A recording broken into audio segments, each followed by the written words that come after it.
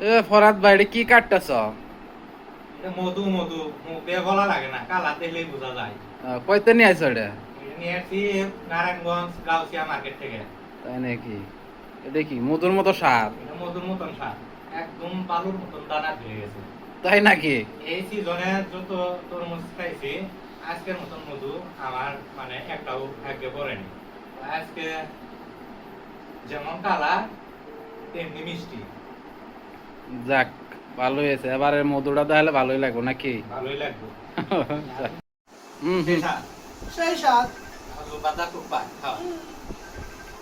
বাদা এই গামলা দিয়ে যদি এক গামলাও হয়, বাদার কাছে কিছুই বিলাও না। ও আর আজকে কি খাও এগুলা? এত স্বাদ কে? কি খাও? আগুন আগুন আগুন। মধু। হ্যাঁ? ওই মধু। মধু? মধু মধু মধু। জামা তো দেয় না এগুলা, জামা সেই স্বাদ। জামা তো দে না। জামা তো এগুলা দেয়।